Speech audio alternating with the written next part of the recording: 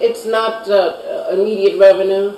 I think it's a terrible legal precedent to have something that is owned by the city transferred. They call it transferred. Anything that involves title transfer, you're either giving it away or you're selling it away.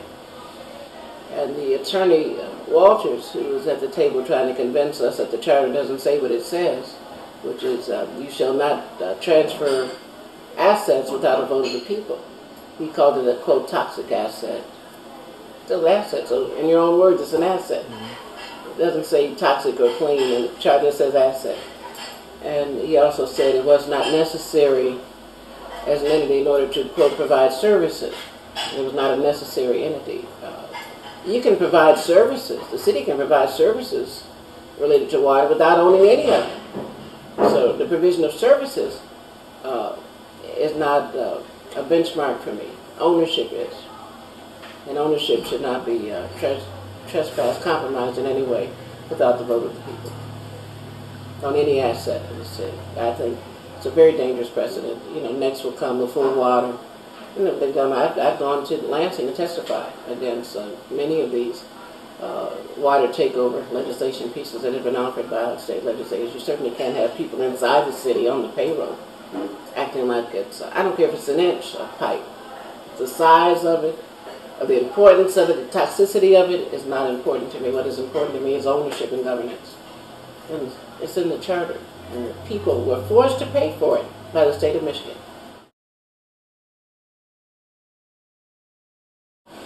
As a matter of fact, I'm meeting with an attorney who's independent of the city on another issue because the Research Analysis Division, who are attorneys who are responsible to the city council, when I tried to introduce an emergency ordinance 2 days ago to prohibit the mayor from disrupting any level of bus transportation. They said it would be, quote, interfering with the duties of the executive branch, and the Supreme Court had disallowed the council from doing that some years past because it would be interfering with his budgetary responsibilities. I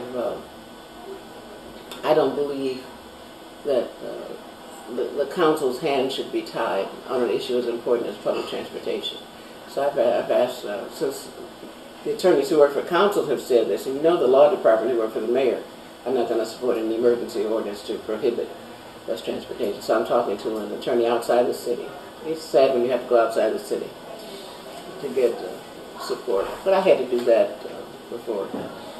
When the ACLU accused me of conspiring with workers because I had a perfectly appropriate public hearing at Northwest Activity Center to stand up for workers whose rights were being trespassed with respect to the privatization ordinance, which I sponsored. So when I finished discussing whether or not there's any way whatsoever to go after some legal remedy to address no bus interruption, I'll be lifting up the issue of this water department vote this week, which is very problematic. I think more problematic than most of the votes that have come in some time, because I believe it sets a very dangerous precedent that can come back to haunt the city.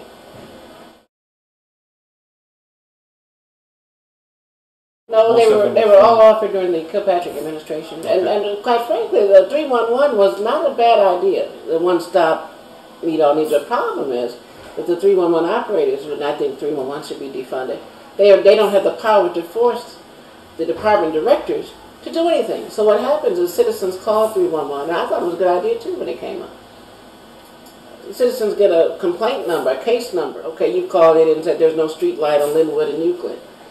And the citizens think somebody's working on it. No.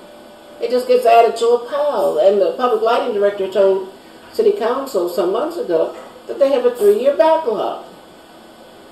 So unless some squeaky wheel agrees with the council members or mayor or somebody jumping up and down, these reports go for naught. And that's a terrible thing.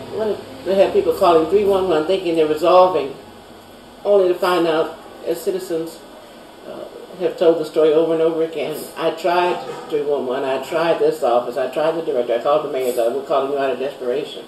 No citizen should have to go through that. One call should be enough. And if it's not going to happen with that one call, then if the council members are going to have to act like we're ombudsmen, and if we're going to have to like collective 311, why pay that department? So that's one of those departments that got started, good intentions, but it has not worked because they don't have the power to force accountability. So any department like that, there was an MBIA contract approved, and curiously enough, 3 days before I was sworn in 2003, because they knew I would have voted no. I think it got rushed on council agenda with people who were paid a whole lot of money, millions, who claimed they would collect that $300 million I referenced. They would collect it and the city would gain. No, they did not, and they were also supposed to train employees to do aggressive collection. Never happened. What they need to do is get back to tweak the accounts receivable ordinance so that attorneys who used to do it from the law department, we have a lot of attorneys in the law department, there's something curious about people getting a letter from a lawyer. They respond more aggressively when someone signs an ESQ. And there was a greater collection rate when the attorneys were handling it. They need to go back to that. And I think we also need to have find those folk who used to do those old audits, the old CAFR, Comprehensive Audit Financial Report, which has been tardy far too long. Can't have tardy audits going into the state. People who knew how to do it, who did it routinely, who were part of the infrastructure, got routed out to some other departments in order to make room for new people and some new managers and supervisors who don't know what they're doing. So we need to get back to this. I have advocated loudly and repeatedly that somebody who knows the institutional framework of the finances of the city, someone like Roger Short, be brought back. He shouldn't have been let go in the first place. Because he understands how to do the CAFR. There are a lot of areas where there needs to be just basic hands-on management.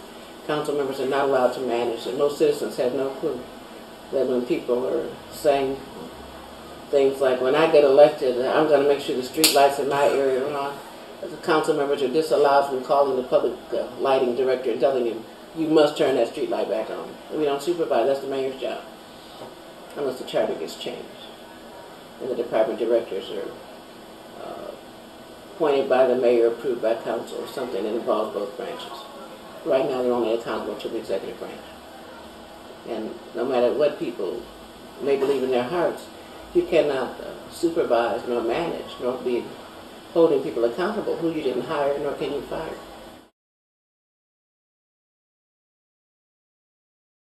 I think there ought to be a strong council and strong mayor. Investment in that's manifested in the city charter, and that there should absolutely be built-in ways of handling the responsibilities that ought to be performed by elected officials. City council positions should be explicitly identified as full-time jobs. I would explicitly support the notion of at most 2 weeks off in the summer, 2 weeks in the winter, at most. If there's no budget crunch, if there's no deficit, if there's a deficit, no time off. Mm-hmm. You just take care of the city. I believe